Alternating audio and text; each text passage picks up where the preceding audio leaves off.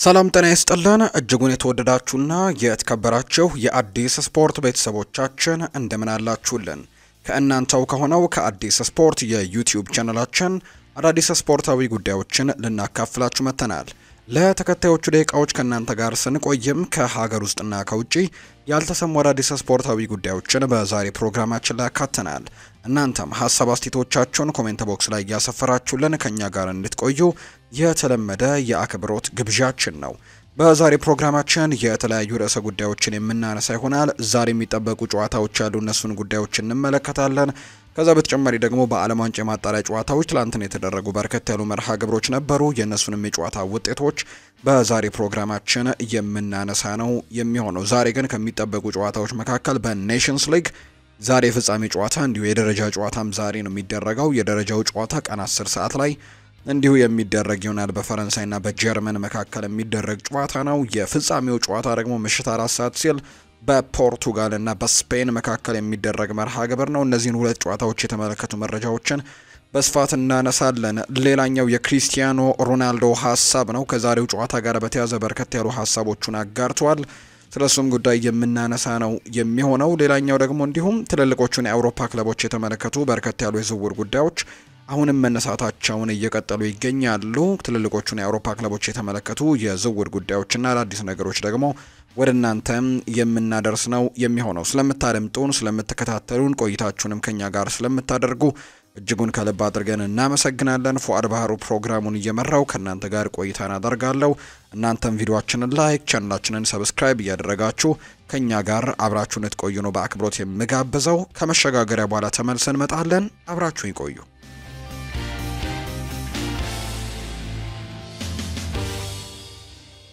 ተመልሰን መጣን። ውድ ቤተሰቦቻችን ከሀገር ውስጥ አንድ ጉዳይን በማንሳት የዛሬ ፕሮግራማችንን እናንሳ። የኢትዮጵያ እግር ኳስ ፌዴሬሽን ትላንትና አንድ ውሳኔን ይፋ አድርጓል። በዛሬው ዕለት እንግዲህ አንድ የፍጻሜ ጨዋታ ይደረጋል። የኢትዮጵያ ዋንጫ የፍጻሜ ጨዋታ ነው ዛሬ የሚደረገው። እንግዲህ ጨዋታ በወላይታ ዲቻና በሲዳማ ቡና መካከል ነው የፍጻሜው ጨዋታ የሚደረገውና የኢትዮጵያ እግር ኳስ ፌዴሬሽን በዛሬው እንግዲህ በወላይታ ዲቻና በሲዳማ ቡና መካከል የሚደረገውን የኢትዮጵያ ዋንጫ የፍጻሜ ጨዋታ ከአቅም በላይ በሆነ ምክንያት በዝግ ስቴዲየም እንዲካሄድ ወስነናል ሲሉ ትላንትና ይፋ ማድረጋቸው እየተገለጸ ይገኛል። ለበርካቶች የሚጠብቁት ጨዋታ ነበር። የኢትዮጵያ ዋንጫ የፍጻሜ ጨዋታ ነው። በወላይታ ዲቻና በሲዳማ ቡና መካከል ይደረግ ነበር። ነገር ግን ጨዋታው በዝግ ስቴዲየም እንዲደረግ መወሰኑ ነው ዘገባዎች የሚያሳዩት። በአንጻሩ ፌዴሬሽኑ ምን ብሏል? ጨዋታውን በኢትዮጵያ ቴሌቪዥን ወይም በኢቲቪ በቀጥታ ይተላለፋል ሲሉ ነው እንግዲህ ትናንትና በነበረው ማምሻው ላይ በነበረው ጋዜጣዊ መግለጫ ላይ ይፋ ያደረጉት። የሁለቱ ክለቦች የዋንጫ ጨዋታ ዛሬ ከቀኑ 9 ሰዓት ነው በአዲስ አበባ ስቴዲየም የፍጻሜው ጨዋታ የሚደረገው። እንግዲህ ዝግ ስቴዲየም ላይ ወይም ደግሞ ምንም አይነት ደጋፊ ሳይገባ ጨዋታው የሚደረግ ይሆናል። ቀን 9 ሰዓት ላይ በኢትዮጵያ ቴሌቪዥን እንደሚተላለፍም ግን ሀሳቦቻቸውን ሰጥተዋል የኢትዮጵያ ፌዴሬሽን።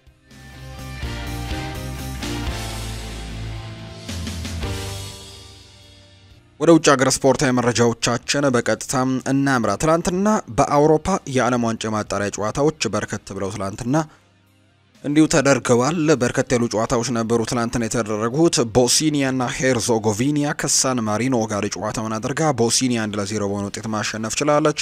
ሲጠበቅ የነበረው ጨዋታ የአንዶራና የእንግሊዝ ብሔራዊ ቡድን ጨዋታ ነው። እንግሊዝ ትላንትና ተፈትናለች በአንዶራ።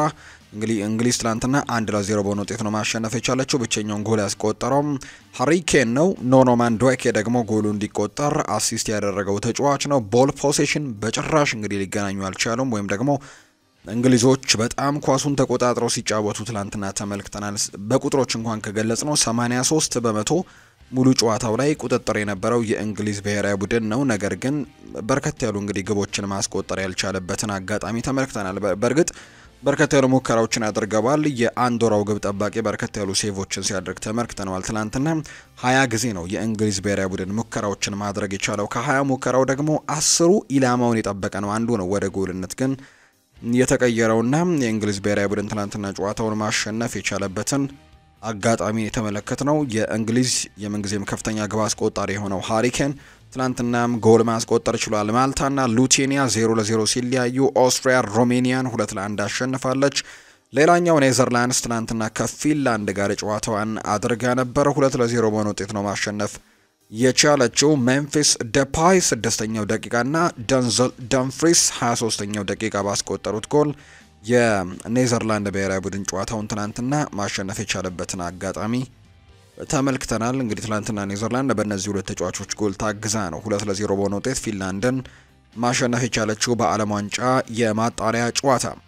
ሌላኛው እንዲሁ ትናንትና የተደረጉ ሌሎች መርሃ ግብሮችም አሉ። በዚሁ በአውሮፓ እንግዲህ ምድብ የዓለም ዋንጫ ማጣሪያ ጨዋታዎች አልቤኒያና ሰርቢያ 0-0 በሆነ ውጤት ያጠናቀቁበት ጨዋታም ትናንትና ከተደረጉት መርሃ ግብሮች መካከል የሚጠቀሱ ናቸው። ዛሬም ጨዋታዎች ቀጥለው ይደረጋሉ። እንግዲህ ዛሬ የሚጠበቁ ጨዋታዎች ናቸው በተለይ የሚደረጉት በተለይ በአውሮፓ የኔሽንስ ሊግ የፍጻሜ ጨዋታና የደረጃ ጨዋታም ዛሬ ይደረጋሉና በርካቶች ይህንን ጨዋታም ይጠብቁታል። እንግዲህ በደረጃው ጨዋታ ቀን ላይ ነው የሚደረገው። በፈረንሳይና በጀርመን መካከል የሚደረግ ጨዋታ ነው። የኔሽንስ ሊግ የፍጻሜ ጨዋታ ደግሞ ምሽት 1 ሰዓት ላይ ይደረጋል። ከዛ ቀደም ብሎ ግን እንዳልኳችሁ ጀርመንና ፈረንሳይ የሚያደርጉት መርሃ ግብር አለ። ኬሊያን ምባፔ ትላንትና ጋዜጣዊ መግለጫ ሰጥቷል። በተለይ ከባሎንዶር ጋር በተያያዘ እንዲሁ ደግሞ የዘንድሮ የውድድር ዓመቱን በተመለከተ እንግዲህ የተለያዩ ሀሳቦችን ሰጥቷል። ያለ ዋንጫ ማጠናቀቁ ይታወሳል። በዚህ የውድድር ዓመት ከሪያል ማድሪድ ጋር ዘንድሮ ምንም አይነት ዋንጫዎችን ማሳካት አልቻለም እና ከዛ ጋር በተያያዘ ጥያቄ ቀርበውለት ነበር። ጥሩ የሚባል የውድድር ዓመትን በግሌ ማሳለፍ ችያለሁ፣ ነገር ግን እንደ ቡድን ግን ዋንጫ ማምጣት አለመቻላችን ያሳዝናል። እንግዲህ ፓሪስ ሰን ዠርሜንን በመልቀቄም አልጸጸትም የሚል አይነት ሀሳብን ሰጥቷል። ምክንያቱም በርካታ ሰዎች ያነሱ ነበር ተጫዋቹ ምናልባት ከፓሪስ ሰን ዠርሜን ጋር መለያየቱ ይቆጨው ይሆን ወይ፣ ፓሪስ ሰን ዠርሜን የአውሮፓ ቻምፒየንስ ሊግ አሸናፊ ከመሆናቸው ጋር በተያያዘ ተብሎ ጥያቄ ቀርቦለት ነበር። ነገር ግን እሱ ምንም አይነት ቁጭት እንደሌለውና ይህንን ዋንጫ በቀጣዮቹ ዓመታት ማሸነፍ እንደሚችል ጭምር ሀሳቡን እየሰጠም ይገኛልና እንግዲህ ዛሬ ደግሞ የደረጃ ጨዋታውን ያደርጋል። እንግዲህ ለፍጻሜው ማለፍ አልቻሉም። ከስፔን ብሔራዊ ቡድን ጋር ጠንከር ያለ ፉክክር አድርገው ወደ ፍጻሜው ለማለፍ በነበረው ጨዋታ ላይ እንግዲህ 5-4 በሆነ ውጤት ተሸንፈው ከውድድሩ ውጪ እንደነበሩ የምናስታውሰው ነው። ዛሬ ደግሞ የደረጃ ጨዋታቸውን የሚያደርጉ የሚሆነው ቀን 10 ሰዓት ላይ ይደረጋል። ጀርመን ሌላኛው ለፍጻሜ ያላለፈች ቡድን ናት። ዛሬ ደረጃ ጨዋታዋን ቀን 10 ሰዓት ላይ ታደርጋለች። ሌላኛው ፖርቱጋልና ስፔን የሚያደርጉት ጨዋታ ነው። ይህ ጨዋታ በኔሽንስ ሊግ የፍጻሜ ጨዋታ ምሽት ላይ ይደረጋል። በጀርመን አሊያንዝ አሬና ስቴዲየም ላይ የሚደረግ መርሃ ግብር ነው። ምሽት 4 ሰዓት ላይ ይደረጋል። በጣም ተጠባቂ ጨዋታ ነው ፖርቱጋልና ስፔን የሚያደርጉት። የስፔን ብሔራዊ ቡድን የአውሮፓ ሻምፒዮን ነው። በኔሽንስ ሊጉም ደግሞ በጣም ጠንካራ ቡድን መሆኑን አሳይቷል። በተለይ ወደ ፍጻሜው ለማለፍ ከፈረንሳይ ጋር ያደረገውን ጨዋታ በርካቶች ተመልክተውታል። እንግዲህ በርከት ላሉ ደቂቃዎች በሰፊ የጎል ልዩነት ሲመሩ ነበር። ወደ መጨረሻ ላይ በተቆጠረባቸው ተከታታይ ጎሎች 4 ጎሎችን አስተናግደው 5-4 እንግዲህ በሆነ ውጤት አሸነፉና አለፉ እንጂ ከዛ በፊት ግን 5 ያክል ግቦችን 5-1 5-0 የመሩበት አጋጣሚ ነበርና በጣም በሰፊ የጎል ልዩነት ትናንትና እየመሩ የነበረበትን አጋጣሚ ተመልክተናል። ወደ ፍጻሜው ከማለፋቸው በፊትና በጣም ጥሩ ቡድን አላቸው። በወጣቶች የተሞላ ስብስብ ነው። በጣም እንግዲህ አሪፍ ጨዋታን የሚጫወቱ ቡድን እንደሆኑ ተመልክተናል። የስፔን ብሔራዊ ቡድን ከአውሮፓ ዋንጫው ጨምሮ ከፖርቱጋል ጋር ደግሞ ድንቅ ትንቅንቅ ይደረጋል ተብሎ ይጠበቃል። በተለይ የላሚን ያማል እንግዲህ አሁን ላይ በጣም ጥሩ የሚባል ፐርፎርማንስ ላይ ነው የሚገኘው። በፖርቱጋል ብሔራዊ ቡድን ደግሞ በጣም ጥሩ ጊዜን ያሳለፈ በፓሪስ ሰን ዠርሜን የአውሮፓ ቻምፒየንስ ሊግን ሲያሸንፉ በማጥቃቱም በመከላከሉም በጣም ድንቅ ስራን የሰራ ተጫዋች አለ። ኑኖ ሜንዴሽ ከላሚን ያማል ጋር የሚያደርጉት ትንቅንቅ በቦታው ላይ በጣም የሚጠበቀው ኢንሲደንት ይሆናል ተብሎ ይጠበቃል። በሁለቱም በኩል ግን በመሃል ሜዳ ላይ በጣም ጥራት ያላቸው ተጫዋቾች ያሉ እነ ፔድሪ በስፔን ብሔራዊ ቡድን በኩል ያሉ ተጫዋቾች ናቸው ከነ ማርቲን ዙቤሜንዲ ጋር ጭምር። በአንጻሩ በፖርቱጋል ብሔራዊ ቡድንም እነ ብሩኖ ፈርናንዴስ እነ በርናርዶ ሲልቫና እነ ቪታኒያ በመሃል ሜዳው ላይ ይገኛሉና በጣም ድንቅ ትንቅንቅን ልንመለከት የምንችልበት እድል ይኖራል ተብሎ ይጠበቃል። የፖርቱጋልና የስፔን ብሔራዊ ቡድን ጨዋታ ምሽት 4 ሰዓት ሲል በአሊያንዝ አሬና ስቴዲየም ጨዋታቸውን ያደርጋሉ። ትናንትና ከጨዋታው በፊት የተለያዩ ሀሳቦች ተነስተዋል። ክሪስቲያኖ ሮናልዶ ሀሳቡን ሰጥቷል። ስፔንን እንዴት እንደምናሸንፋት በጭራሽ አላውቅም ብሏል ሮናልዶ። የፖርቱጋል ብሔራዊ ቡድን አምበል የሆነው ክሪስቲያኖ ሮናልዶ ዛሬ ቀኑ ታሪክ መስሪያ ነው ሲልም ነው እንግዲህ የትላንትናው የቡድኑ ልምምድ ላይ የተናገረው። ተጫዋቾቹን ለማነሳሳት የተለያዩ ሀሳቦችን አጋርቷቸዋል። ስፔንን እንዴት ማሸነፍ ይቻላል ተብሎ የጠየቀው ሮናልዶ እንዴት ማሸነፍ እንደሚቻል አላውቅም፣ ነገር ግን ታሪክ መስራት አለብን ሲል ነው ምላሹን የሰጠው። ስፔን ብዙ ነገር የሰጠችኝ ሀገር ነች። ለበርካታ ዓመታት እዚያ ኖሬ ያለው ቤተሰቦቼና ጓደኞቼ ስፔናዊያን ናቸው፣ ነገር ግን ፖርቱጋል እንድታሸንፍ ግን እፈልጋለሁ ሲል ነው ሮናልዶ የተናገረው። የስፔንና የፖርቱጋል የኔሽንስ ሊግ ጨዋታ ዛሬ ምሽት 4 ሰዓት ላይ ነው የሚደረገው። ሌላኛው ሮናልዶ ካነሳቸው ነጥቦች መካከል እንግዲህ ትናንትና ምሽት በነበረው ፕሮግራማችን ላይ በርካቶቹን አንስተናል። ላሚን ያማልን በተመለከተ ሀሳቡን ሰጥቷል። እሱ በጣም ጥሩ ተጫዋች ነው፣ ነገር ግን አደራችሁን እንዲያድግ ፍቀዱለት፣ ጫናዎችን አታብዙበት የሚል አይነት ሀሳብን ጭምር ሲሰጥ ነበር። ሊዮኔል ሜሲን ወደዋለሁ ብለዋል ሮናልዶ። ፖርቱጋላዊው ተጫዋች ሮናልዶ የምንጊዜም ባላንጣው ሊዮኔል ሜሲ ለኔ አክብሮት አለው፣ እኔም ደግሞ ወደዋለሁ በማለትም ጭምር ይናገራል። ከጋዜጠኞች ስለ ሊዮኔል ሜሲ ጥያቄ የቀረበለት ሮናልዶ እኛ በጋራ ለ15 ዓመታት ያክል በትልቁ መድረክ ውድድር ላይ ነበርን ሲል ተደምጧል። ሊዮኔል ሜሲን ወደዋለሁ የሚለው ሮናልዶ አንድ ጊዜ ባሎን ዶር ቦታ ላይ ቋንቋ አስተርጉሜለትም ማውቃለሁ ሲልም ጭምር ነው የተናገረው። አክሎም ሊዮኔል ሜሲ ሁልጊዜም በጥሩ ሁኔታ ነው የሚያናገረኝ፣ እሱ በጣም ያከብረኛል ሲልም ነው ሮናልዶ የተናገረው። ጫማውን መቼ እንደሚሰቅል የተጠየቀው ሮናልዶ ነገ ጧት ተነስቼ ከዚህ በኋላ መጫወት አልፈልግም ልል እችላለሁ፣ ነገር ግን አሁን ላይ ደስተኛ ነኝና ደስተኛ እስከሆንኩኝ ድረስ ይህንን ነገር መቀጠል እፈልጋለሁ። ስለዚህ ደስተኛ ወይም ደስታ የሚሰጠኝ ጊዜ ላይ ሳልደርስ ስቀር ነው ጫሜ ልሰቅል የምችለው የሚል አይነት ሀሳብን ክሪስቲያኖ ሮናልዶ ሰጥቷልና አሁን እንግዲህ በእግር ኳስ ሕይወቱ ላይ 937 ግቦች ላይ መድረሱ የሚታወስ ነው። 1000 ጎሎችን ለማስቆጠር በትልቁ ይሞክራል ተብሎ ይጠበቃል። ዛሬ ደግሞ ከስፔን ጋር የፍጻሜ ጨዋታ ያደርጋሉ። እነዚህ ሁለት ቡድኖች ከዚህ በፊትም የዩኤፋ ኔሽንስ ሊግን በቅርብ ጊዜ የተጀመረውን ውድድር አሸንፈው የሚያውቁ ሁለት ብሔራዊ ቡድኖች ናቸው። 2019 ላይ ፖርቱጋል እንግዲህ ማሸነፏን እናስታውሳለን። ኔዘርላንድን አሸነፈ በፍጻሜው። በዛ ውድድር ላይ የሮናልዶ ትልቅ አስተዋጽኦ ነበረው፣ በዛ ጨዋታ ላይም ባይሆን፣ ነገር ግን በዛ ውድድር ላይ ስዊዘርላንድን ሲያሸንፉ ሃትሪክ ሰርቷል። ከዛ በተጨማሪ በሌሎች ጨዋታዎች ላይም ትልቅ አበርክቶት ነበረው። ከዛ በተጨማሪ 2021 ላይ ፈረንሳይ ያሸነፈች፣ 2023ን የስፔን ብሔራዊ ቡድን ነበር በየዩኤፋ ኔሽንስ ሊግን ያሸነፈው። ስለዚህ እነዚህ ሁለት ቡድኖች ለሁለተኛ ጊዜ ለማሸነፍ ነው ዘንድሮ ፉክክር ያደርጋሉ ተብሎ የሚጠበቀው። ሮናልዶ በዚህ ውድድር ዓመትም በኔሽንስ ሊግ 8 ጨዋታዎችን አድርጎ 7 ግቦችን አስቆጥሯል፣ አንድ ደግሞ አሲስት አድርጓል። ትልቅ አስተዋጽኦን በኔሽንስ ሊግ እያደረገ ይገኛል። የኔሽንስ ሊግ የምንጊዜም ከፍተኛ ግብ አስቆጣሪም የሆነበትን ቁጥር እንዲሁ አስመዝግቧልና በዛሬው ጨዋታስ ምን ይፈጠራል? በርካቶች የሚጠብቁት ነው።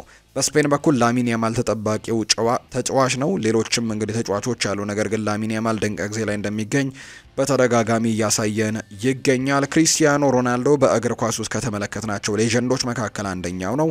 ነገር ግን ዛሬ እኛ ጨዋታውን ለማሸነፍ እንሞክራለን ሲልም ነው፣ እኔም እንግዲህ ስራችንን ለመስራት እንሞክራለን ሲል ነው ላሚን ያማል የተናገረውና ዛሬ በፖርቱጋልና በስፔን መካከል ምሽት 4 ሰዓት ላይ የኔሽንስ ሊግ የፍጻሜ ጨዋታ የሚደረግ ነው የሚሆነው። አሁን ደግሞ ክለቦችን የተመለከቱ ስፖርታዊ ጉዳዮችን እናንሳ። አርሰናልን የተመለከቱ መረጃዎችን በማንሳት እንጀምር። በዚህ የክረምት የተጫዋቾች የዝውውር መስኮት አርሰናሎች በንቃት ይሳተፉበታል ተብሎ ሲጠበቅ የነበረው ቦታ እንግዲህ አንደኛው ግብ ጠባቂዎችን ማስፈረም እንደነበር ይታወቃል።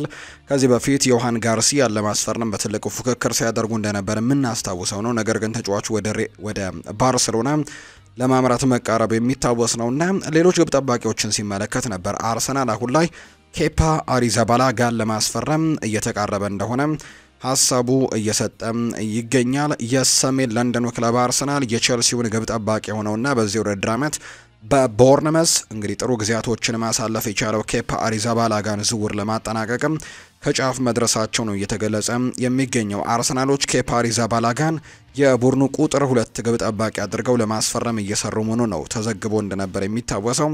አርሰናሎች አሁን ላይ የ30 ዓመቱን ኬፓ አሪዛባላጋን በቼልሲ ያለውን ኮንትራት ማፍረሻ 5 ሚሊዮን ፓውንድ ለመክፈል ለማስፈረምም ቅርብ እንደሆኑ ጭምር እየተገለጸ ይገኛል። ስፔናዊው ግብ ጠባቂ ኬፓ አሪዛባላጋ በአርሰናል ቤት የተሻለ የጨዋታ ሰዓት ለማግኘትም ለመፎካከር ፍቃደኛ መሆኑ ነው እየተገለጸ የሚገኘው። ነገር ግን በአርሰናል ቤት ዳቪድ ራያ ይገኛል። ዳቪድ ራያ ደግሞ ጥሩ ግብ ጠባቂ እንደሆነ ተመልክተናል። በዚህ ውድድር ዓመት እንኳን የአርሰናል ሶስተኛው ምርጡ ተጫዋች እንደሆነ ይታወቃል። ዴክላን ራይስ በአንደኝነት አጠናቋል። ቡካዮ ሳካ ሁለተኛ፣ በአንጻሩ እንግዲህ ዳቪድ ራያ ሶስተኛው የውድድር ዓመቱ ምርጡ ተጫዋች አርሰናል ተብሎ መመረጡ ይታወሳልና ጥሩ የውድድር ዓመትን ማሳለፉ ግልጽ ነው። እንዲሁ ደግሞ የፕሪሚየር ሊጉም የወርቅ ጓንቱን ያሸነፈው እሱ ነውና እንግዲህ ጥሩ ፉክክር ይደረጋል ተብሎ ይጠበቃል በሁለቱ ስፔናውያን ግብ ጠባቂዎች መካከል። አርሰናል እንዴት ኬፓን መረጠ የሚለው ጉዳይ ደግሞ በርካቶች የሚጠይቁት ነው። የሰሜን ለንደኑ ክለብ አርሰናል የአሰልጣኝ ቡድን አባላት የኬፓ አሪዛባላጋ የረጅም ጊዜ አድናቂዎች እንደነበሩ ነው የሚነገረው። እንግዲህ አርሰናሎች ኬፓ አሪዛባላጋን ለማስፈረም የምልመላ ቡድናቸውን ንግግር ሲያደርግ ያሁን የመጀመሪያው እንዳልሆነ ከዚህ በፊትም ይህንን ተጫዋች ለማስፈረም ሙከራዎችን አድርገው እንደነበረ የሚያሳዩ መረጃዎች ናቸው እየወጡ የሚገኙት።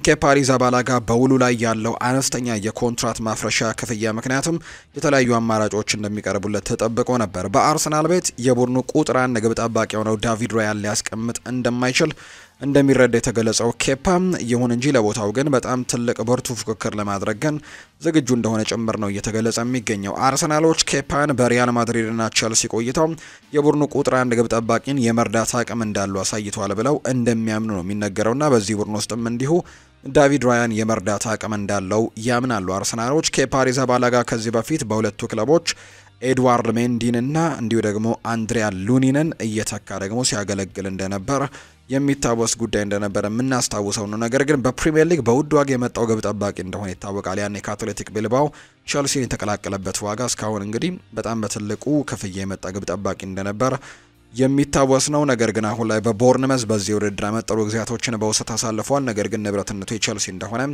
ይታወቃል። ወደ አርሰናል ቤት በማምራት ደግሞ ትልቅ ፉክክር ያደርጋል ተብሎ ይጠበቃል። ኬፓ አሪዛባላጋን ለማስፈረምም አርሰናሎች በጣም ቅርብ እንደሆኑ እየተገለጸ ይገኛል።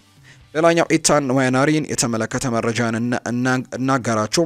ታማኙ ጋዜጠኛ ዳቪድ ኦርነስቲን እንደዘገበው ከሆነ አርሰናል ከግራ መስመር አጥቂነት ወደፊት አጥቂነት በኋላ ላይ ደግሞ የሳካን ተጠባባቂ ማምጣት እንደሚፈልግ እየተነገረ ይገኛል እና በእርግጥ የተነገረው በሙሉ ይሆናል ማለት ባይሆንም ነገር ግን አንዳንድ መረጃዎች እንደሚያሳዩት ከሆነ ኢታን ዋኔሪ ወደ ተፈጥሯዊ የግራ መሃል የአማካይ ቦታ ላይ ለመመለስም የታሰበ እንደሆነ ነው የሚነገረው። ስለዚህ ወደ አጥቂ አማካኝነት ቦታ ላይ ሊመልሱት እንደሚችሉ እየተገለጸ ይገኛል። ብዙዎች እንግዲህ የማርቲን ኦዴጋርድ ተፎካካሪ መምጣት እንዳለበት እንግዲህ እየተነገረ ይገኛል። ነገር ግን አርቴታ በዛ ቦታ ላይ ኢታን ዋኔሪን ከማርቲን ኦዴጋርድ ጋር ሮቴት የማድረግ እቅድ እንዳለው ነው መረጃዎች እያሳዩ የሚገኙት። በሳካ በኩል ደግሞ የተለያዩ ተጫዋቾችን ለማምጣት ሙከራዎችን እያደረጉ ነው። በጣም በርከት ያሉ ስሞች በአርሰናል ቤት እየተነሱ ይገኛሉ። እነ ሊሮይ ሳኔ ጭምር አሁን ላይ እንግዲህ ለቡካዮ ሳካ ተጠባባቂ ይሆናሉ ወይም ተፎካካሪ ይሆናሉ። እንግዲህ ሳካንም እንግዲህ አንዳንድ ጨዋታዎች ላይ ሊያሳርፉ ይችላሉ ተብለው የሚታሰቡ አይነት ስሞች ናቸውና እነ ሊሮይ ሳኔ በዚህ ቦታ ላይ ስማቸው በደንብ እየተነሳ ነው። ልምድ አለው። በፕሪሚየር ሊጉ በማንቸስተር ሲቲ ጥሩ ጊዜያቶችን አሳልፈዋል። በባየር ሚኒክም እንዲሁ በትልቅ ውድድሮች ላይ መካፈል የቻለ ተጫዋች ነውና ለአርሰናል የተሻለ ልምድን ያመጣል ተብሎ ይታሰባል። ሌላ እንግዲህ ብዙ የሚያስወጡ ተጫዋቾችንም ለማስፈረም እቅዶች እንዳሏቸው ጭምር ይነገራልና አርሰናል በዛ ቦታ ላይ ተጫዋቾችን ለማምጣት ሙከራዎችን እያደረገ ስለሆነ ኢታን ዋኔሪን ከማርቲን ኦዴጋርድ ጋር እያፎካከሩ ሮቴት እያደረጉ ለማጫወትም ሀሳቡ እንዳላቸው ጭምር ነው እየተገለጸ የሚገኘው። ስለዚህ ኢታን ዋኔሪ ምናልባት በቀጣይ የውድድር ዓመት በተለየ ሚና በአጥቂ አማካኝነት ልንመለከተው የምንችልበት እድል ሰፊ ነው ተብሎ ይታሰባል። ሌላኛው ከአርሰናል ጋር የሚነሳው ጉዳይ እንግዲህ የወሳኝ ተጫዋቾቻቸውን ኮንትራት ማራዘም ይጠበቅባቸዋል። እነዚህ ወሳኝ የሚባሉ ተጫዋቾቻቸው በትልልቅ ክለቦች እንግዲህ እይታ ውስጥ እየገቡ ነው። ቡካዮ ሳካ፣ ዊሊያም ሳሊባ፣ ማይልስ ሉዊስ ስኬሊ እነዚህ ተጫዋቾች በሙሉ ከሪያል ማድሪድ ጋር ከዚህ በፊት አንዴም ይሁን ሁለቴ ከዛም በላይ ሊሆን ይችላል ስማቸው በደንብ ሲነሳ ነበር። በተለይ ዊሊያም ሳሊባ ጠንከር ብሎ እንደመጣም ጭምር ሪያል ማድሪድ የምናስታውሰው ነው። ዲን ሆችሰንን ከማስፈረሙ በፊት ሳሊባን በጥብቅ እንደሚፈልገው ይታወቅ ነበርና ከዛ በተጨማሪ ግን እንዲሁ ሌሎችም ተጫዋቾች እና ማይልስ ሉዊስ ስኬሊም ጭምር በሪያል ማድሪድ እቅድ ውስጥ ያሉ ተጫዋቾች እንደሆኑ በተደጋጋሚ ሲገለጽ ነበርና አንድሪያ ቤርታ አሁን ላይ የወሳኝ ተጫዋቾቹን ኮንትራት ለማራዘም ሙከራዎችን እያደረገ እንዳለ ሰምተናል። ከነዚህ መካከል የሳካንና የዊሊያም ሳሊባን ኮንትራት ለማራዘም የሚደረገው ድርድር በጥሩ ሁኔታ ላይ መቀጠሉን ይነገራል። ተጫዋቾቹ በአርሰናል ለመቆየትም ውሳኔ እንዳላቸው ጭምር ነው የሚነገረው። ሌሎቹ ሉዊስ ስኬሊ እና ኢታን ዋኔሪ ደሞዝ በመጨመር አዲስ ኮንትራት ለማስፈረም ኮንትራቱን መቀበላቸው ጭምር የሚያሳዩ መረጃዎች እየወጡ ነው። ይህም ለአርሰናል ደጋፊዎች በጣም እፎይታን የሚሰጥ ጉዳይ ነው። ሌላኛው የሊያንድሮ ትሮሳርድ እና የቶማስ ፓርቴን ኮንትራት ለማራዘም የሚደረገው ንግግር መቀጠሉ ነው እየተዘገበ የሚገኘው። እንግዲህ እነዚህ ሁለት ተጫዋቾች ለጥቂት ጊዜያቶችም ቢሆን አሁንም በአርሰናል ቤት ሊቆዩ የሚችሉበት እድል እንዳላቸው ይነገራል። ስለዚህ ሊትሮሳርድ እና እንዲሁ ቶማስ ፓርቴም ኮንትራታቸውን ለማራዘም ንግግር እያደረጉ እንዳለ ነው የሚገለጸው። የቢቢሲው ጋዜጠኛ ሳሚ ሞክቤል ቡካዮ ሳካ በክለቡ የሚያቆየውን አዲስ ኮንትራት በቅርቡ ይፈርማል በማለትም ጭምር እንዲሁ ሀሳቡን መስጠቱን ነው የሰማ ነው። ማንቸስተር ዩናይትድን ደግሞ እንመለከት። አንድሪው ሮበርትሰን የሊቨርፑል የተከላካይ ስፍራ ተጫዋች ነው። ስለ ስኮት ማክቶሚኔ ሀሳቡን ሰጥቷል። ማክቶሚኔ ዩናይትድ መሳሳቱን ሊያሳይ ፈልጎ ነበር ሲል ነው ሮበርትሰን የተናገረው። ስኮትላንዳዊያን ናቸው ሁለቱም በብሔራዊ ቡድን እንግዲህ አንድ ላይ ነው የሚገኙት። ስኮትላንዳዊው የሊቨርፑል የመስመር ተጫዋች የሆነው ሮበርትሰን ስኮት ማክቶሚኔ ያለውን አቅም ማሳየት ፈልጎ እንደነበር ነው የገለጸው። ባለፈው ዓመት ማንቸስተር ዩናይትድን በመልቀቅ ናፖሊን የተቀላቀለው ስኮት ማክቶሚኔ የሴሪኤው የዓመቱ ምርጥ ተጫዋች ሽልማትን ማሸነፉ የሚታወስ ነው። ማክቶሚኔ በናፖሊ ራሱን ማሳየት ፈልጎ ነበር ያለው ሮበርትሰን። በተጨማሪም ማንቸስተር ዩናይትድ መሳሳቱን ማሳየት ፈልጎ እንደነበር ነው የተናገረው። ሮበርትሰን አክሎም እሱ በርካታ ሰዎች ስለ እሱ መሳሳታቸውን ማሳየት ፈልጎ ነበር፣ ተሳክቶለታል ሲልም ነው የተናገረው። ማክቶሚኔ እንግዲህ ዘንድሮ በደንብ በናፖሊ ቤት ራሱን ማሳየቱ የምናስታውሰው ነው። 12 የሴሪኤ ጎሎችን አስቆጥሮ አራት ያክል ደግሞ አሲስቶችን አድርጓል። እንግዲህ ናፖሊ ሴሪኤውን እንዲያሸነፍ ትልቅ አስተዋጽኦን ማድረግ ችሏል። በመጨረሻው ጨዋታ ጭምር በጣም ጥሩ የሚባል ጎል ማስቆጠር መቻሉን የምናስታውሰው ነው። የሴሪኤ የዓመቱ ምርጡ ተጫዋች ተብሎ መሸለሙን የምናስታውሳለን እና እንዲሁ ስኮት ማክቶሚኔ ክለቡን ለቆ መውጣቱ የሚታወስ ነው ከማንቸስተር እና ራሱን ማሳየት ፈልጎ እንደነበር ነው ሮበርትሰን የተናገረው። ሌላኛው አሌሃንድሮ ጋርናቾ ከዩናይትድ ጋር ሊለያይ እንደሚችል የሚያሳዩ መረጃዎች እየወጡ ይገኛሉ። ማንቸስተር ዩናይትድ ከአርጀንቲናዊው የፊት መስመር ተጫዋች አሌሃንድሮ ጋርናቾ ጋር እንደሚለያይ በይፋ ተገልጿል። አሌሃንድሮ ጋርናቾ ማንቸስተር ዩናይትድን እንደሚለቅ መረጋገጡ ነው ዘገባዎች ያሳዩት። አሰልጣኝ ሩበን አሞሪም በቅርቡ አሌሃንድሮ ጋርናቾ ክለብ እንዲፈልግ እንዳሳወቁትም ተዘግቦ ነበር። በተለይ በተጫዋቾች ፊትም ጭምር አንዳንድ ሀሳቦችን እንደሰጡት ጭምር ይነገራል። ቀጣይ የሚያስፈርምህ ክለብ ብታገኝና ብትጸልይ ይሻልሃል የሚል አይነት ሀሳብን ጭምር በተጫዋቾቹ ፊት ሀሳባቸውን ሰጥተውታል የሚል አይነት ሀሳብም እንዲሁ ከመልበሻ ክፍል ሲወጣ እንደነበር ሰምተናል። እና የአሌሃንድሮ ጋርናቾና የአሰልጣኝ ሩበን አሞሪም ነገር እንግዲህ ያበቃለት ጉዳይ ወይም ደግሞ ዳግም አንድ ላይ የመስራት እድላቸው በጣም ጠባብ የሆነበትን ምክንያት እየተመለከተን እንገኛለን። በዚያ ምክንያትም አሌሃንድሮ ጋርናቾ በማንቸስተር ዩናይትድ የመቆየቱ ነገር በጣም ጠባብ ነው። በቀጣይ ጋርናቾን ለማስፈረም 3 የፕሪሚየር ሊግ ክለቦች እንዲሁም ደግሞ የጣሊያን ክለቦችም ጥረት እያደረጉ እንደሚገኙ ነው የሰማነው። ጋርናቾ ውሳኔውን አምኖ የተቀበለ ሲሆን ከማንቸስተር ዩናይትድ ጋር ለመለየትም ውሳኔ ማሳለፉ ጭምር ነው እየተገለጸ እንደሚገኝ ፋብሪዚዮ ሮማኖ እየተናገረ የሚገኘው። እንግዲህ ከአንድም 3 ያክል ክለቦች በጋርናቾ ላይ ትልቅ ፍላጎት አላቸው። እንግዲህ ከጥር ተጫዋቾች የዝውውር መስኮት ጀምሮ ቸልሲን ለመቀላቀል ከፍተኛ እድል እንዳለው ሲዘገብ እንደነበር የምናስታውሰው ነው። አሌሃንድሮ ጋርናቾ ባለፈው የክረምት የጥር ተጫዋቾች የዝውውር መስኮት ከቸልሲና ከናፖሊ ጋር በጣም በትልቁ ስሙ ሲነሳ እንደነበር የምናስታውሰው ነው። የካሪንግተን ምሩቅ የሆነው አሌሃንድሮ ጋርናቾ ሰማያዊዎቹ ፊታቸውን ወደ ጄሚ ባይኖ ጌቲያንስ ማዞራቸውን ተከትሎ አሁን ላይ ጋርናቾ ወደዚህ የሚሄዱ ነገር እጅጉን እየጠበበ የመጣበት እድል ነው እየተመለከተን የምንገኘው። ቸልሲዎች አሁን ትኩረታቸውን ከአሌሃንድሮ ጋርናቾ ይልቅ እንግሊዛዊውን የቦሩሲያ ዶርትመንድ ተጫዋች ጄሚ ባይኖ ጌቲያንስን በኋላ ላይ ከቸልሲ መረጃዎች ጋር እናነሳዋለን። ግን እሱ ተጫዋች ላይ ትኩረት ማድረጋቸውን ተከትሎ ጋርናቾ ወደ እንግሊዙ ክለብ ቸልሲ የማምራት እድሉ በጣም ጠባብ እንደሆነ የሚያሳዩ መረጃዎች እየወጡ ነው። ሌላኛው እንግዲህ የፕሪሚየር ሊግ ክለብ ደግሞ አስተን ቪላ ነው። አስተን ቪላ አዲሱ የአሌሃንድሮ ጋርናቾ ፈላጊ ሆኖ ብቅ እንዳለም ሰምተናል። ተጫዋቹ በፕሪሚየር ሊጉ ላይ መቆየት የሚፈልግ ከሆነ ወደዚህ የማምራት እድሉ ይኖረዋል ተብሎ ይታሰባል። ከቪላ በተጨማሪ ግን ከወደ ጀርመን ከወደ ጣሊያን እሱን የሚፈልጉ ክለቦች በደንብ እንዳሉ ነው ቤን ጃኮብስ የተናገረው። ባየር ሌቨርኩሰን ለምሳሌ የጀርመኑ ክለብ ባየር ሌቨርኩሰን በዚህ የውድድር ዓመት በቡንደስሊጋ 2ኛ ደረጃን ይዞ ያጠናቀቀው ቡድን የአሌሃንድሮ ጋርናቾ ፈላጊዎች ናቸው። በተለይ በዛ የሚገኙት አሰልጣኝ ደግሞ የቀድሞ አሰልጣኙ ኤሪክ ቴን ሃግ ናቸውና ባየር ሌቨርኩሰን ይህንን ተጫዋች ማምጣት ይፈልጋል። ሌላኛው ናፖሊ ነው። ናፖሊ በጥርም የተጫዋቾች የዝውውር መስኮት ከዚህ ተጫዋች ጋር ስማቸው በደንብ ሲነሳ የነበረ ቡድን ነው። አሁንም ስማቸው በደንብ እየተነሳ ይገኛል። በተጫዋቹ ላይም ከፍተኛ ፍላጎት ያላቸው ሲሆን እንግዲህ ማንቸስተር ዩናይትዶችም ጋርናቾ ላይ 60 ሚሊዮን ፓውንድ የዝውውር ዋጋ ለጥፎበታል። ትልቅ ገንዘብን እንግዲህ ከዚህ ተጫዋች ማግኘት ፍላጎት እንዳላቸው ይነገራል። ስለዚህ አሌሃንድሮ ጋርናቾ ወደ የትኛው ክለብ እንደሚያመራ እስካሁን ይፋ ባይደረግም ነገር ግን የተለያዩ ቡድኖችን ሊቀላቀል የሚችልበት እድሉ እንዳለውና ከማንቸስተር ዩናይትድ የመውጣቱ ጉዳይ የተረጋገጠ ነው የሚመስለው። ሌላኛው ከማንቸስተር ዩናይትድ መውጣቱ የተረጋገጠ የሚመስለው ተጫዋች ጄደን ሳንቾ ነው። አሁን ላይ እንግዲህ ሌላ የውሰት ውል ተቀባይነት እንደሌለው ይነገራል። በቋሚነት የመሸጡ እድል ነው ሰፊ የሚሆነው። እንግዲህ ዌስትሃም ዩናይትዶች ሳንቾን ማስፈረም እንደሚፈልጉ ሰምተናል። ማንቸስተር ዩናይትድ የፊት መስመሩን ይበልጥ ለማጠናከር አሁን ላይ በውሰት የነበሩ ተጫዋቾችን እንዲሁ ደግሞ በቡድን ውስጥ የማይፈልጋቸውን ተጫዋቾች ለመሸጥ ይገደዳል።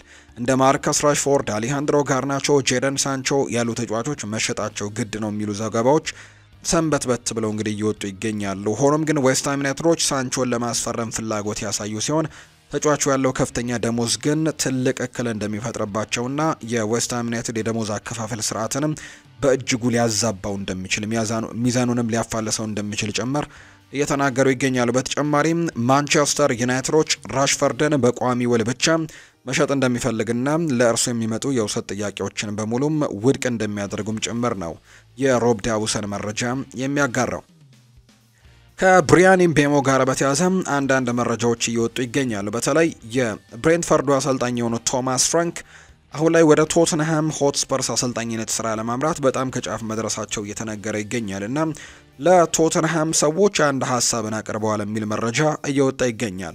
ይህም እኔ እንግዲህ ከብሬንትፈርድ ለቅቄ ቶትንሃም ሆትስፐርስ እንድመጣ ብሪያን ምቤሞን ይዤ መምጣት ፈልጋለሁ፣ እሱን እንድታስፈርሙልኝ ይፈልጋለሁ የሚል አይነት ሀሳብን ለቶትንሃሞች አቅርበው እንደነበረ ተገልጿል። ነገር ግን ቶትንሃሞች አሁን ላይ ያንን ማድረግ የሚችሉበት ነገር ላይ እንዳልሆኑ ተገልጿል። ተጫዋቹ በአንጻሩ ወደ ማንቸስተር ዩናይትድ ብቻ ማምራት እንደሚፈልግም በተደጋጋሚ ተገልጿል። ስለዚህ አሁን ላይ ተጫዋቹ ወደ ማንቸስተር ዩናይትድ ብቻ የማምራቱ እድል በጣም ሰፊ ነው።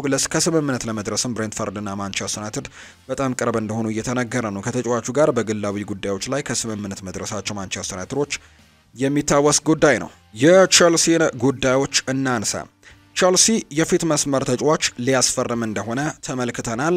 እንግዲህ ቼልሲ በርከት ያሉ ዝውውሮችን አሁንም መፈጸሙን ተያይዞታል። ሊያም ዴላፕን ማስፈረሙን የምናስታውሰው ነው። በአጥቂ መስመር ላይ አሁንም ሌላ የፊት መስመር ተጫዋች ሊያስፈርም ዝግጁ እንደሆነ እየተገለጸ ነው። በተለይ የጄደን ሳንቾ ከውሰት ውሉ የቋሚነት አለመሆንና ወደ ክለቡ መመለሱ፣ የሙካይሎ ሙድሪክ ደግሞ በቅጣት ምክንያት አሁን ላይ ውድድሮችን እያደረገ አለመሆኑ፣ ፔድሮ ኔቶ ደግሞ ወጥነት ያለው አቋም አለማሳየቱ በአንዳንድ ጨዋታዎች ላይ ጥሩ አቋም፣ በሌሎቹ ጨዋታዎች ላይ ደግሞ እንዲሁ ያልተጠበቀ አቋሞችን እያሳየ ስለሚገኝ ወጥነት የጎደለው ከመሆኑ ጋር በተያያዘ በዛ ቦታ ላይ ሌሎች ተጫዋቾችን አምጥተው መተካት ፍላጎታቸው እንደሆነ በተደጋጋሚ ሲነገር ነበር።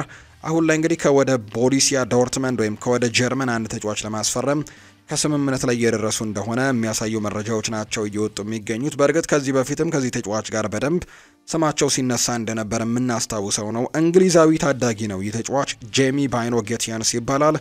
የምዕራብ ለንደኑ ክለብ ቼልሲ የቦሩሲያ ዶርትመንዱን የፊት መስመር ተጫዋች የሆነው ጄሚ ባይኖ ጌቲያንስን ለማስፈረም በመስራት ላይ መሆናቸው እየተገለጸ ነው።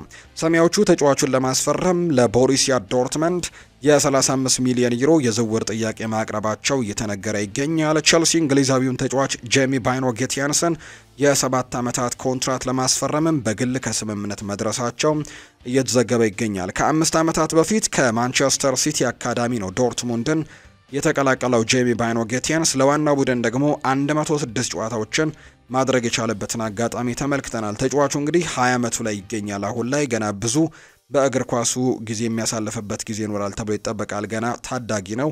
ኮከብ የመሆን ጊዜያቶች ይኖሩታል ተብሎ ይታሰባል። የ20 ዓመቱ ጄሚ ባይኖ ጌቲያንስ በተጠናቀቀው የውድድር ዓመት እንኳን ጥሩ ጊዜያቶችን ማሳለፍ ችሏል። ለዶርትሙንድ የቻምፒየንስ ሊግ 4 ግቦችን ጨምሮ በአጠቃላይ 12 ጎሎችን ያስቆጠረበት የውድድር ዓመት ነው። በግራ የፊት መስመር ተጫዋችነት ደግሞ የሚታወቀው ጄሚ ባይኖ ጌቲያንስ በተጨማሪ የአጥቂ አማካይ ቦታ ላይም ተሰልፎ የተጫወተ እንደሆነ ተመልክተናልና የተለየ ክህሎት እንዳለውን በርካቶች ያነሳሉ። ስለዚህ ቀጣዩ ከቦሩሲያ ዶርትመንድ የሚወጣው ትልቁ ኮከብ ነው ተብሎ ይታሰባል። ከዚህ በፊት ዶርትሙንዶች እንደዚሁ ትልልቅ ተጫዋቾችን ሲያወጡ ተመልክተናል። ወይም ደግሞ እንግዲህ ተጫዋቾቹን ከማይታወቁ ክለቦች ያመጧቸውና ወይም ደግሞ ከታዳጊ ቡድኖች ያመጧቸውና በክለቦቻቸው አጎልብተው ለትልልቅ ቡድኖች በትልልቅ ገንዘብ ሲሸጡ ተመልክተናል። በርከት ያሉ ጊዜያቶችን ይህንን ነገር ተመልክተናል። እነ ማሪዮ ጎትሰን የምናስታውሰው ነው። ከዛ በተጨማሪ በቅርብ ጊዜ እንኳን እነ ኤርሊንግ ሃላንድ በትልቅ ገንዘብ ከዶርትሙንድ የተሸጡ ናቸው። እንዲሁ ከዛ በተጨማሪ አሁን ላይ በሪያል ማድሪድ የሚገኘው ጁድ ቤሊንግሃም፣ ጄደን ሳንቾም ጭምር ለማንቸስተር ዩናይትድ በትልቅ ገንዘብ የተሸጠ ተጫዋች ነው። ቀጣዩ ተረኛው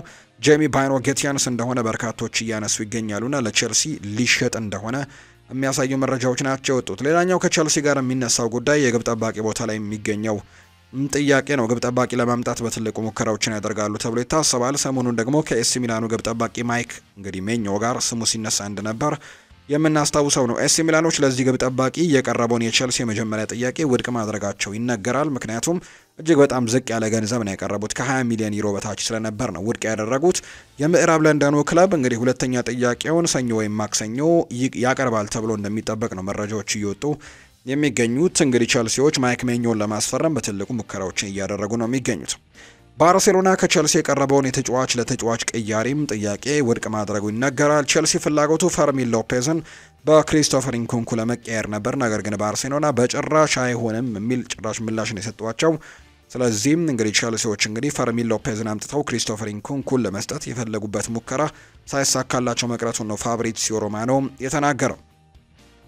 የቀድሞ የዌስትሃም ዩናይትድ የመጀመሪያ ቡድን አሰልጣኝ የነበረው ኢዱ ራቢዮ እንግዲህ ሀሳቡን ሰጥቷል። ጀደን ሳንቾ ወደ ማንቸስተር ዩናይትድ እንደሚመለስ ስለተረጋገጠ መሐመድ ቅዱስን በቸልሲ ላይ ተጨማሪ ማጥቃት አቅም ሊጨምር ይችላል። መሐመድ ቅዱስ ሁለገብ አጥቂ ነው። እናም የሰሜዎቹ አሰልጣኝ ኤንዞ ማሬስካ 4-2-3-1 ስርዓትን የሚያሟላ እንዲሁም የሚወዱ አይነት የክንፍ ተጫዋች ነውና ይህንን ተጫዋች ቢያስፈርሙ መክራቸዋለሁ ሲል ነው ሀሳቡን የሰጠው። የቀድሞው የዌስትሃም ዩናይትድ የመጀመሪያ ቡድን አሰልጣኝ የነበረው ኤዱ ራቢያ ነው ሀሳቡን የሰጠው። ስለ መሐመድ ቅዱስና ስለ ቸልሲ ግንኙነት በተመለከተ ሀሳቡን እንዳጋራ ዘገባዎች እያሰፈሩ የሚገኙት።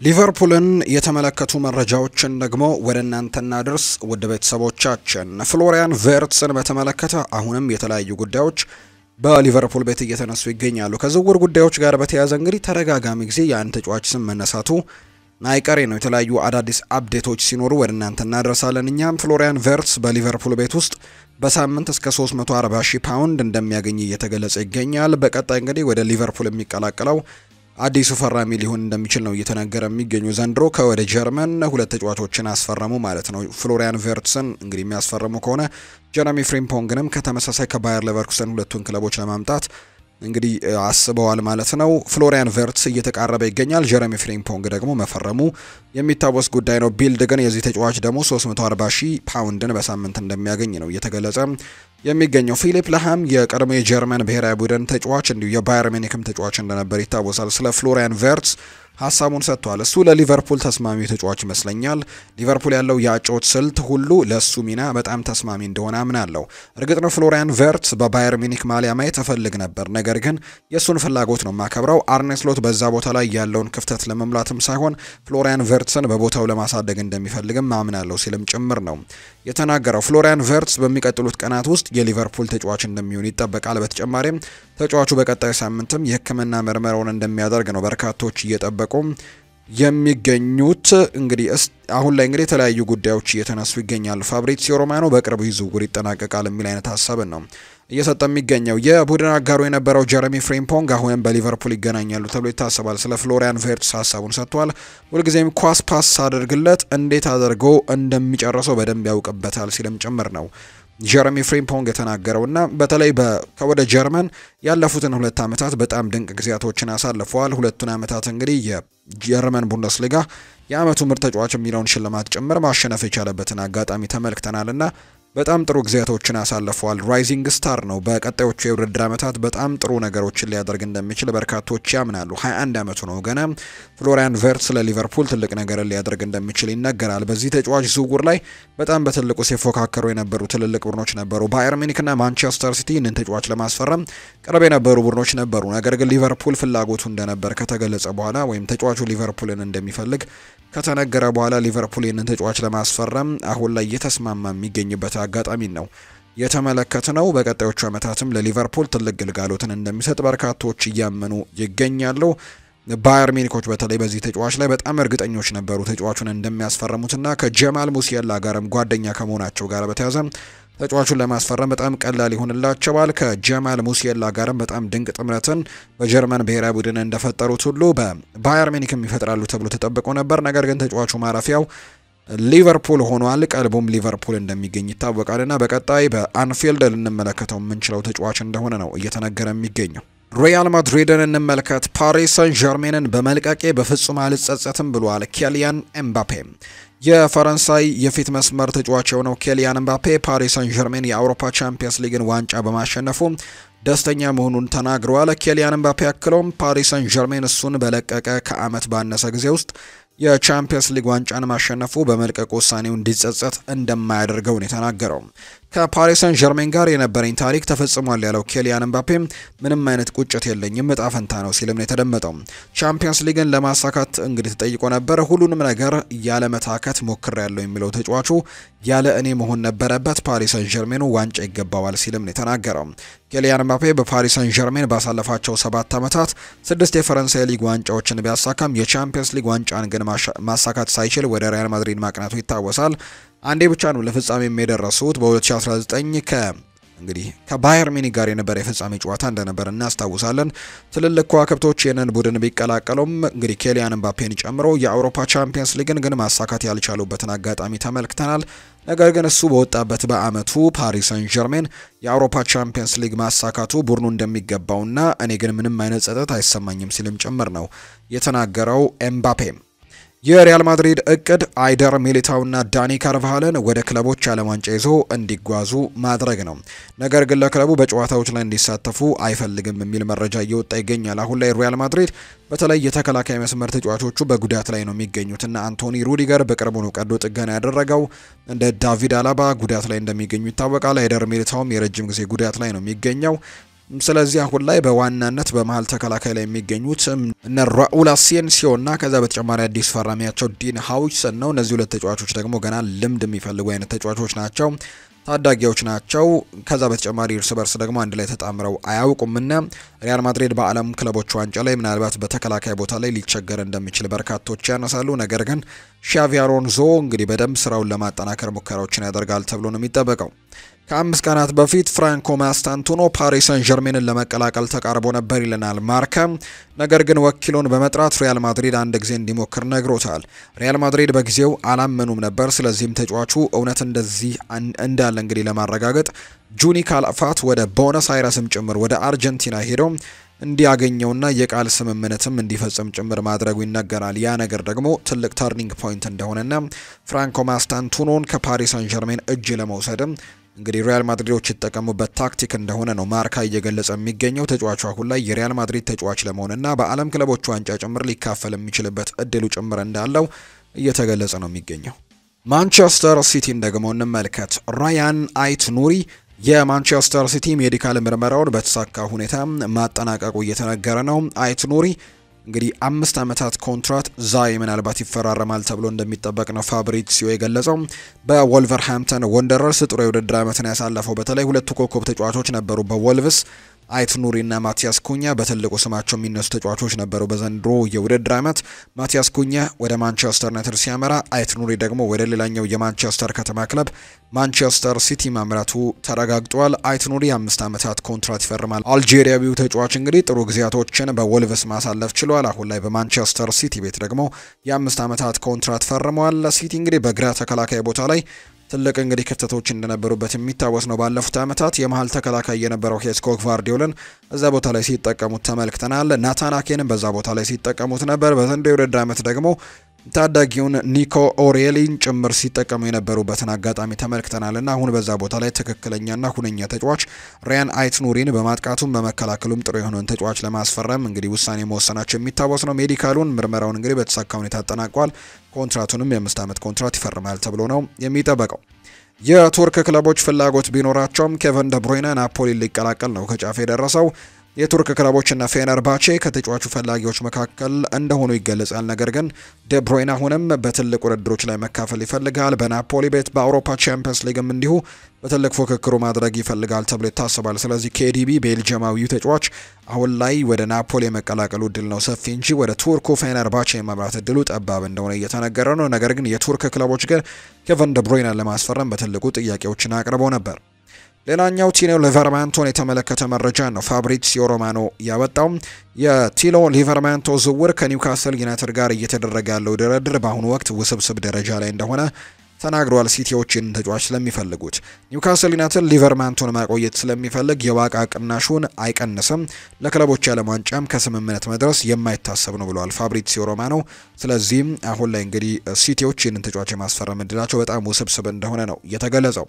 ሌላኛው የቸርኪ ዝውውርም ውስብስብ እየሆነ መጥቷል የሚሉ ደግሞ ሰዎች እንዲሁ አሉ። ምክንያቱም የቸርኪ ዝውውር ውስብስብ የሆነበት ምክንያት ደግሞ ሊዮን ቸርኪን በክለቦች ዓለም ዋንጫ የሚጫወት ከሆነ ተጨማሪ ብር ከሲቲ ስለሚፈልጉ ነው ይሄ ነገር ዝውውሩን ውጥንቅጥ ውስጥ የከተተው ወይም ደግሞ ውስብስብ ውስጥ የከተተው ጉዳይ እንደሆነ እያነሱ ይገኛሉ በርካቶችና ሲቲ እንግዲህ ይህንን ነገር መክፈል አይፈልጉም። ራያን ቸርኪን ከማንቸስተር ሲቲ ንብረት መሆኑ አይቀሬ እንደሆነ በርካቶች ያነሳሉ። ነገር ግን በዓለም ክለቦች ዋንጫ ላይ ይህንን ተጫዋች እናካፍለው ብለው የሚያስቡ ከሆነ ማንቸስተር ሲቲዎች ሊዮኖች ተጨማሪ ዋጋን መጠየቅ ይፈልጋሉ። ሲቲ ደግሞ ያንን ነገር መክፈል አይፈልግም። ስለዚህ ምናልባት ዝውውሩ ዘግየት ብሎ ሊፈጸም የሚችልበት እድል ይኖረዋል ተብሎ የሚጠብቁ ሀሳቦችም ደግሞ እየተነሱ ይገኛሉ።